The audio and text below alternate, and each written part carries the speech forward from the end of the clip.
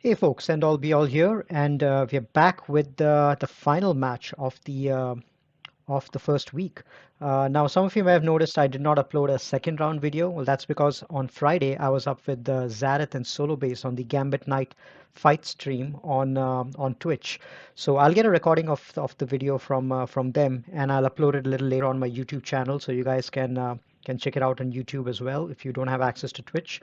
But for now, I am going to go ahead and get into the finals battle. Um, Quick update: I did win the second battle and won the first one as well. Both of them I full cleared and prevented my opponent from full clearing me both the times. In the first battle, my opponent was only able to clear two zones, and the second battle they were only able to clear one zone. So now let's go to the final battle, and this one, this battle is going to be a pre-recorded battle. I didn't have time to do a live video, so yesterday night I did all my battles, recorded it online, and so this is going to be a voiceover commentary kind of a video. So let's get in and head into a battle. So we are facing Vidra today in the finals. He's from the guild Mighty Chlorians. It's a really good guild. I know quite a few people from there. And this guy's got pretty decent lifetime banners as well. 621k lifetime banners, which is a little bit lower than mine at 690k. And if you look at the offensive and defensive record over here for my opponent Vidra, it's got 1,500 offensive wins and 646 defense. And this is one of the highest I've seen. Um, the I usually like to do this ratio of defense to offensive wins, and that tells me about what kind of a defense my opponent usually likes to give.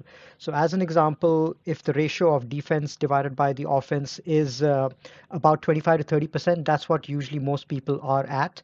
I'm personally at about 45 to 47%. I think that's what I usually like to keep mine at. This guy is pretty close. He's at 42%, so definitely tends to go really defensive heavy. Anytime you see the ratio more than 40%, you know that the person is going to go all out on defense. So I was fully expecting a tough defense going in. Typically in the past, at least in the last 5v5 season, my opponent has kept almost all their galactic legends on defense. Recently unlocked Gray, but they have three galactic legends, but at least in the past, they used to keep both Jedi Master Luke and Supreme Leader Kylo Ren on defense.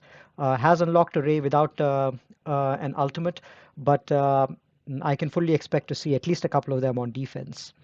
So let's go in and take a look at the my defense that I set, and then decide, and then we'll go into the offensive battles. So here I decided to keep my Darth Revan on defense as I usually do. My opponent also likes to keep Darth Revan on defense, which is why I kept my own gas on offense. And that's something which I'll be using to counter their Darth Revan. And then I usually don't keep GLs on defense, but for this one I decided to make it a special case because I figured I could probably take out their Rey with my own Vader if the Rey is there. So I decided to keep my own Rey on defense and kept it with the Mando squad. That's Quill and IG-11 and Nest along with Beskar Mando. This team has got a lot of good success, especially if you try to take an off-meta counter against it. You'll end up with at least 2 or 3 battles. Even SLKR tends to struggle with this. JML, I think, tends to do an okay job, and I think even an ultimate Ray should be able to do it fine. But since my opponent did not have an ultimate Ray, I thought this might give some amount of problems. But JML, I think, with the right Jedi, this team shouldn't be a problem for them. So that's the front zone. And then at the back, I have at the front and top, I've kept Padme, Newt with GG, and with CLS. So 3 relatively tougher squads, nothing too easy. And then over here, I've kept my crew team and B resistance squad. And I decided to keep both my get ships on defense as well. My opponent loves to keep Negotiator on defense and the same one that I run, which is Rex, Y-Wing, and Anakin. That's a tougher comp for a lot of teams to take out. Excuse me. So I usually keep that on defense as well. And without Clone Sarge. And my opponent also likes to exclude Clone Sarge from the lineup, so that'll be interesting to see. And given that my opponent usually keeps relatively tougher teams on defense, I decided to see if my off-meta counters to Negotiator would work or not. So I wanted to make my opponent struggle on my defenses. So both Malevolence and Negotiator on defense. And then we'll have to see whether our ship zone offense is able to get the job done. So let's take a look at what Vidra has set for me. He set his own non-ultimate Ray on defense, which I shouldn't have a problem with for Ray. He's kept his Darth Revan as usual, and he's kept his GG Newt, just like me. And then he's kept his SLKR with Zombie and Daka at the south, with a crew team as well. So that the SLKR team can get tricky for typical SLKR off-meta counters and the Jedi counters. But if you take Jedi Master Luke in there, you can do a pretty decent job. Jedi Master Luke is an extremely hard counter to um, to SLKR in all forms of SLKR, even the one with the Daka zombie version. So here you apply, you have to make sure that you're faster, obviously, but then you have to apply your ability blocks on everyone. And here I took in Basti because of the ability block on basic, because she can get called by any of these Jedi by using the leadership ability of JML and apply ability block. And I also took in Grandmaster Yoda for all his turn meter generation that he does and the frequency with which he's able to go. And at the same time, he's able to get foresight up, which is extremely useful to have against Kylo. So here you can see I'm taking tons of turns. I've got foresight up on most of these guys because you want foresight up to prevent SLKR from taking too many turns and doing ultimate and all of that. So it's all about control, this team. I decided not to take in any big Jedi like Hoda or Jedi Knight Luke. And I'm not over here. You'll see I'm not taunting with old Ben. I'm just calling other Jedi to assist. And the only Jedi I'm calling to assist is Master Yoda, so that he can get foresight up and then spread it around, and also Basti, so that she can land an ability block. So you can see over here, my team takes so many turns. I'm able to get the ultimate, and here I again call Basti to apply ability block because I don't want the I don't want the I don't want AOE to happen from SLKR. And now I'm trying to figure out whether I want to take down SLKR, and I decide to go ahead and mark him. And now my Jedi can anyway ignore taunt, so zombie is not going to be much of a problem. So I mark him and try to get him down. And with these Daka zombie version, you have to make sure that ability block is always on Daka, so that she's not able to accidentally revive someone else. Which is why you see over here, I have both Basti, um, Jedi Master Luke, um, as well as Old Ben to apply ability block. Now here you can see I call Basti again to apply ability block. Now, unfortunately, she died and got revived, so the ability block went away, and she revived SLKR. But it's really not a big deal to get rid of SLKR again. This team has more than enough damage potential and tons of turn meter generation. So you can see over here, it's really not much of a problem. And now I'm trying to take this team down as soon as I can. I think Daka's or two lives have already been exhausted, so I take her out. And then now I'm just trying to see if I can get a little bit of protection back on Jedi Master Luke. So that's why I called him to assist over here, but unfortunately wasn't able to top him up. But that's fine. 59 banners against a GL is a good outcome any day. So that team was taken care of, and I managed to save some of my good Jedi like JKL and Hoda. And then I decided to take my Jedi team, my Resistance team against against the Kylo Ren. This is a hard counter, and it's really not that difficult to take this team out, even with regular resistance, but I have my heroes over here as well. So with heroes, it's definitely an overkill. You can see how quickly these guys are able to melt the enemy team down. So I'm just trying to get rid of the damage dealers and the turn meter generators, which is why First Order Officer went, and now First Order Executioner is taken care of. And now you can see over here, obviously both the Kylos will not be affected by any percentage health effects, but the others melt away really fast with the percentage health effects that both the heroes are able to apply with the uniques. So this one should take care of, so I'm trying to control the turn meter of the enemy team as much as I can.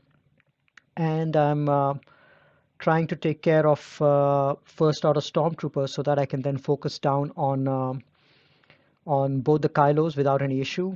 I've already topped up full health and full protection on everyone. Now it's just a question of getting rid of these guys as soon as I can. And because of Kylo Ren's leadership ability, they will recover tons of health and protection with every buff and debuff that they get.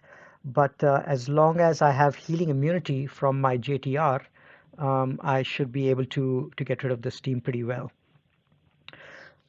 The other way I could have split up my resistance squad is taken JTR, BB-8, and R2D2 along with maybe Holdo and Scav Ray, for example, because those guys do very well under JTR with all the foresight synergy that is there, and then taken the two resistance heroes with under Finn as a separate team.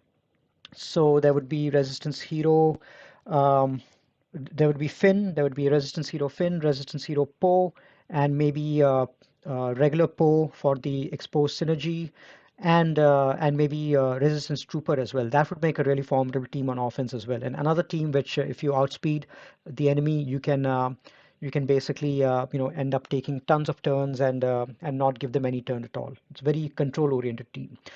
Anyway, here you see I'm able to take care of crew pretty easily after the healing immunity is applied and end with 60 banners. Sort of overkill, but that's fine. It's always best to overkill. At the back, there's really not much. I wasn't really expecting any GLs because he had kept two GLs in the front. So knew that he would at least save one GL on offense. So not much of a surprise. So then I decided to go ahead and take out the next toughest team, which is going to be the Ray team. And for that, I use my typical Vader counter.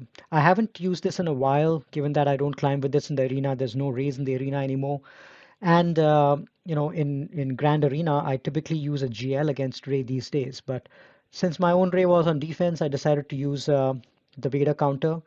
Always whoever has the highest turn meter, in this case Finn, I always do the merciless on him so that Watt reduces his turn meter and gives him a few dots. And then I go around the board applying ability block on every one. With the JTR in there, it becomes a little tricky just because she tends to gain tons of turn meter, dispels her debuffs, and can apply healing immunity as well, which you don't really want. So here I take care of Hero Finn right away, and then I'll be able to focus on the rest of them. Now, I usually like to take in Treya with this comp just because if there's one tank in there, Treya can very well isolate the tank and take care of it. There is technically a second tank, JTR, but what I did was the only way that JTR can tank is if Resistance Hero Finn does a special ability and forces her to taunt. And that's why I took him out first, so that he's not able to make JTR taunt, because the moment JTR also taunts, or you have two taunts, then I would not be able to fracture Ray, and my counter would not work. So that's what I'm doing over here. I've fractured Ray over here. I've built up as many debuffs as I can on her, and then I decide to take a shot over here. I always go to Ray last just so that I build up some extra stacks due to Piet. And then I was able to take her out with a 600k crit. I was surprised to land the crit actually on Ray because she was modded for tons of health and critical avoidance, about 35% critical avoidance. And the Holdo as well has got her Zeta, and she's not taunting, which means that there's another 25% critical avoidance there. My Vader is only modded for like 75% crit chance. So the Merciless does give some amount of critical chance, but still, I was surprised to see the crit land over there. But it was a favorable outcome, so no complaints out there. Now I'm just trying to take out the other teams one by one. You can see over here, almost got the rest of them out, just working through some damage immunity thing. And Ray is out. JTR is a really problematic piece in this comp. She tends to take too many turns and heal up a lot and keep the foresight on her. So once she's taken care of, the rest of it is pretty simple. So I end with 57 banners. Again, good outcome. Always good to take out a GL without a GL of your own. That would have worked even if it was an ultimate Ray, because you basically don't allow her to go into ultimate at all. Against a DR squad, I used my own gas, and I made sure that I calculated to make sure that my Rex goes before the DR. It was a reasonably fast DR, I think around 239 speed, but my Rex at around 290, 292 speed is about 350 effective speed. So you always have to make sure that your Rex is about 295 speed minimum. I know that these days a lot of speed mods get prioritized to other characters, but even if you don't make your Rex too fast, at least make sure that he's at 295 speed, 292 to 295, because that will ensure that with a full 501st team, you will always outspeed the enemy Darth Revan in case you need to take your gas against a Darth Revan squad, because you don't want to, allow them to go first. So typical battle against for gas versus DR, you end up losing fives to sacrifice, but the rest of them manage to do a decent job to end with 54. Now it's a chance for me to earn some banners back by taking in a Supreme Leader Kylo solo against Grievous. And typically, if you see Newt in there, always try to target Newt and take him out as soon as possible. This was a G12 Newt, so I was able to, take him out with one shot, which was a pretty good outcome. And then the rest of them, because of the amount of turn meter that they reduced, end up making my Kylo Ren even more tanky. So you really, don't even need an ultimate Kylo Ren in this case. You just keep, I could have probably just put it on auto and this would have done just fine. So I probably will fast forward this battle a little bit, given that there's nothing much to see in this battle except a typical takedown of Grievous with SLKR. 63 banners. That's always the outcome that you get with this battle. And then I open up the ships, and then you can see over here he's got his Negotiator as expected with the first order squad as well, and it's a pretty decent first order squad with a Houndstooth over there. So now I just need to take out these two teams, and then we can go and focus on ships up top. I still have my Jedi Knight Luke with my Shakti and Hermit Yoda, two really powerful healers, and we can call assists. So I decided to take that against Dooku, and yeah, this particular battle is just going to be a series of one shots. You'll see my Luke is with his lead and with his special buff up. He's just going to one shot all these characters for like 100 to 150k just here, just left, right, and center. Dooku was one shot, Nest was one shot, Asajj is one shot now, and you can see over here even Droideka was one shot. Now it's just a question of making sure to save your heals for when Django comes out of damage immunity. He's going to do his AoE, nothing that we can do to prevent that, but at least we'll be able to heal back once he's able to damage everyone. So pretty straightforward battle over here. A little bit of health lost on Shakti, but we are able to heal back over here with Hermit Yoda. And then we just do a mass assist and finish off Django for the first time, and then we just go in and finish him for a 187k hit for the second time.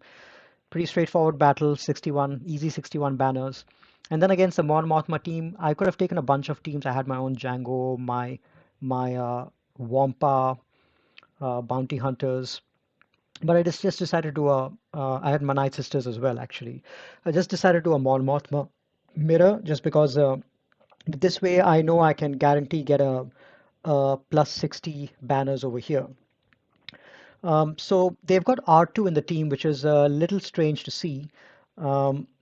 He's really not adding much because he's not a rebel fighter, but I guess he does share some stats with the rest of them and manages to hide them at the right time.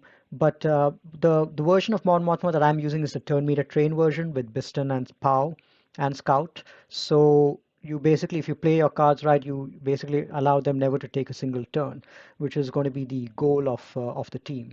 The only teams that I wouldn't take the this particular version of Mon Mothma against would be teams when Nest is there, for example, or if Kylo Ren is there, the OG Kylo Ren, the masked version, because he tends to stack defense. It can get a little dicey against some characters like Zalbar as well, who also stacks defense when you hit him. So depending on the relic level, you can decide whether to take that or not. But yeah, against teams like these, like bounty hunters, which don't have stacking defense, which don't have bonus protection mechanics, which don't have bonus turn meter gain mechanic, like Marauder, for example. This Mon Mothma team, the turn meter train version of the Mon Mothma team, is a really good one to take out if you want to prevent your opponent from moving at all. So you can see over here, I take out my enemies for 60 banners, pretty straightforward.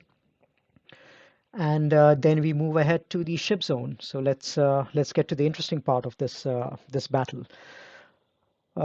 So the ship zone, you can see over here, my opponent decided to keep Negotiator.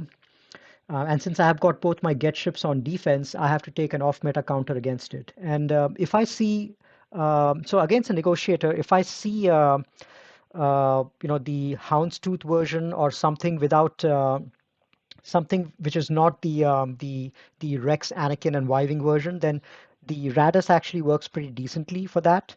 For all other versions, Malevolence actually works pretty damn well against the Rex version of the Negotiator. Um, Actually, it works pretty well against all other options except the Rex version. Sometimes RNG can go either way, and you may lose if you don't get the right RNG against the Rex version with Malevolence. But if you see the Rex version of Negotiator, then the Rebel ships actually is a very decent counter against it, because you don't have Hounds to give all that extra turn meter, and you don't have Breach potentially landing on you to prevent the taunt from getting dispelled. The Rebel ship actually does a very decent job against it. The only thing you need to make sure is that your piston is faster than 189, because 189 is the max speed that your Jedi Knight Anakin is going to have, and your General Kenobi Negotiator ship is going to have at R7. At R8, it might be a couple of speed points more, but at least at R7, 189 is the speed to beat. So you need to make sure that your piston goes before that and able to apply target lock and give turn meter to your enemies. So the key number for piston to reach over there is 152, because Biston's unique gives a 25% speed bump to the Biston's U-wing. So as long as you're able to get 152 speed on your Biston's U-wing, Biston will be able to outspeed both Jedi Knight Anakin as well as Negotiator at 189 speed at R7 technically. So that's the most important thing. And I don't have my Biston or Scarif Rebel Pathfinder relict, but I do have them at G12 with, I think, two G12 plus pieces I had to give them. And I had to give them all 6E mods in order for them to reach the 152 speed level. Once you have them at 152 speed level, then then the battle becomes way more predictable against a Negotiator. So let me walk you through exactly what you need to do, and I may pause the battle a little bit to explain what I'm doing. So here you can see the very first thing that you need to do is do the wiggle, and then you do the AoE. Now, if Houndstooth was in there, then this AoE would have probably triggered Houndstooth, and he would have started taunting, and then you won't be able to target Anakin with your Biston. So it's actually a really good thing that Rex and Y-wing are here and not the Houndstooth, because it allows you to go after Jedi Knight Anakin right at the beginning. So that's what I do over here. I apply the target lock on Jedi Knight Anakin, and you can see over here I managed to get him into stealth. So the moment you get him to yellow, that's a good sign, because that means that the negotiator ship is not going to do the AoE days and the assist. They are going to heal up and give the that buff back to Anakin. So now that guy will start taunting because that buff was lost. So all you need to do is you need to target down your Y-wing as soon as you can. So to make sure that your ships are alive, there's a little bit of RNG over here, and you can see my Biston almost got taken out. But as long as targets lock keep landing, my ships keep getting turn meter and my bigs keeps getting healed up. So that's really the key. Your big should remain alive long enough. And you can see over here, the very first reinforcement over here was Plo. Now, if you take a malevolence counter against Grievous, if you take a malevolence counter against Negotiator and Plo comes in first, that really screws up a lot of plans. So a lot of people they deliberately keep out Clone Sarge and fives from their lineup just to ensure that Plo comes in first as the first reinforcement, and that's a really good strategy if people are planning to take Malevolence against it. But in this case, having Plo come in early is actually a big beneficial help. If Houndstooth comes in or if Clone Sergeant comes in and starts taunting, then it becomes a problem for the Rebel ship because they're not able to dispel the taunt with Han's Millennium Falcon's basic. But if Plo comes in and if he puts a taunt on anyone else, it's easy to get that dispelled with just a basic assist from Millennium Falcon because there's no other condition for the taunt to remain up there, unlike Houndstooth and Clone Sarge, which require protection on Clone Sarge for the taunt to remain and breach on the board for taunt to remain. So you can't. Those taunts are a little more difficult to dispel. So. So that's actually a great outcome. So what I do over here is I get in my Cassian because I know that, oh no, I don't get in Cassian. I should have gotten Cassian to get rid of Anakin right over there. So that was a misplay on my part. But I managed to get in, I managed to dispel the taunt at least. And you can see over here, I am, I'm all the basic assist that I'm doing over here with the Hans Millennium Falcon is dispelling the taunt, and I'm able to get to Anakin early enough. So that's always the key. You need to make sure that Anakin dies as soon as possible, and the way to do that is to make sure that you dispel the taunt whenever it comes up, and then you start targeting Anakin whenever you can. So that's what I'm doing over here. And once Anakin is down, then this fleet is really, really easy to take out. And with Viving in there, your protection recovery also becomes really great because with every basic, Viving enables all your ships to recover tons of protection and health. So that's what I'm doing over here, just tons of basics and making sure target lock keeps getting applied because that's the way your bigs gets healed up and that's the way your team gets tons of turn meter as well. So now the only thing left to do is get in Cassian and do a targeted assist and then take the ship out. So there you see everyone has got full protection, not full health on everyone, which is why I got only 64 banners, but it's still a pretty good outcome. Anytime you take a non-get ship against a get ship and win, that's always a great outcome to have. And now there's only one ship left, which is the first order finalizer, and for that I usually prefer my Holdo Raddus. That tends to do a decent job. Typically, you don't see Houndstooth on the enemy finalizer.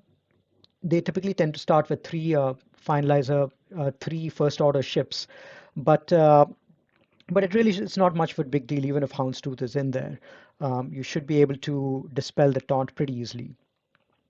Here, obviously their ship gets to go first, but what you need to do is make sure that you get rid of Kylo Ren unmasked as soon as possible. So you can see over here, I'm targeting that ship, Kylo Ren unmasked ship, so that I can land all my damage on that. And now you see over here, Houndstooth has taunted, but there's no breach, which is why I decided to heal all my guys up, and then I decided to dispel the taunt using my Resistance Trooper. That's why I like the Resistance X-Wing in the starting lineup because you can always dispel and apply daze. So here the daze on the enemy Houndstooth is extremely useful. And then I get in as my first reinforcement Rey's Millennium Falcon, and then I need to make sure that I somehow get the cruise ship out of stealth and then start targeting him.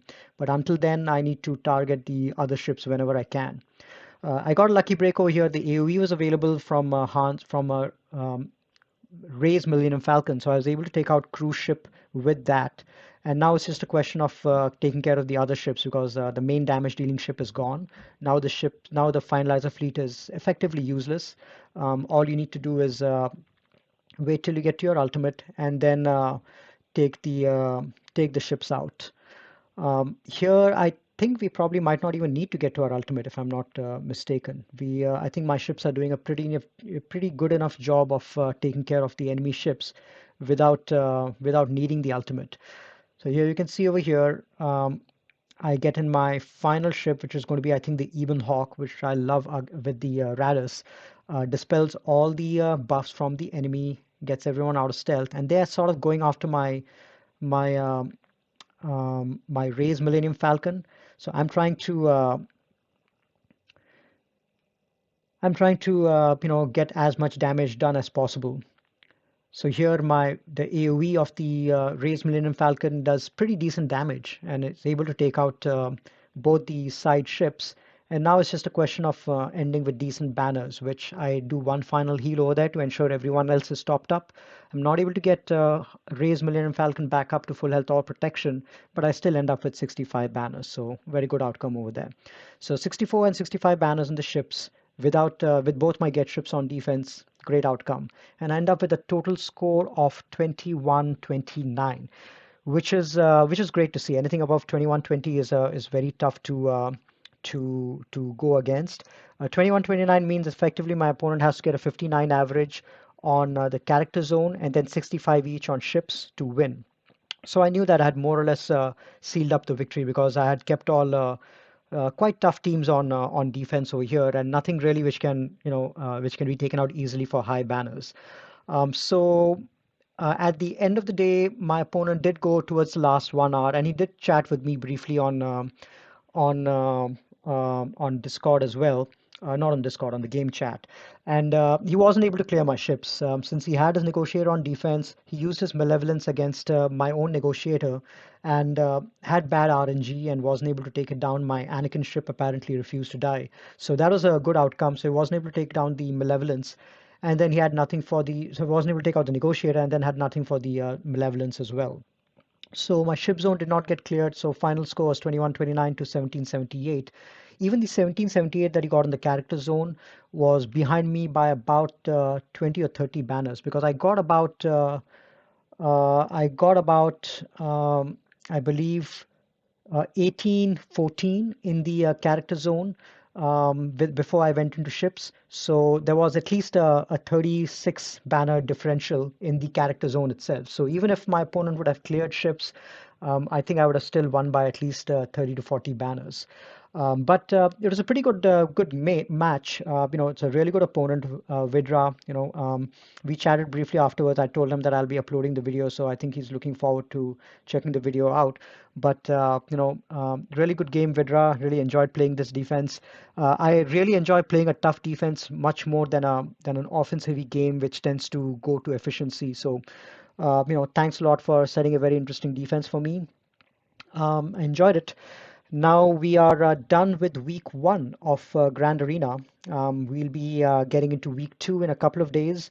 So let's looking forward to that. So join me in a couple of days when we get into a second week. I probably still won't have my SLKR Ultimate then, so I'll probably have to go another week without SLKR Ultimate. But I'm liking my first week of 5v5. I'm getting used to facing people with 3 GLs and getting used to countering GLs with both GL and non-GL options. So happy about that. All right. So be on the lookout for the link to my other second round video. I'll leave the link to that in the description. And we will and I will catch you guys in a couple of days for the week 2. Thanks and take care. Catch you later.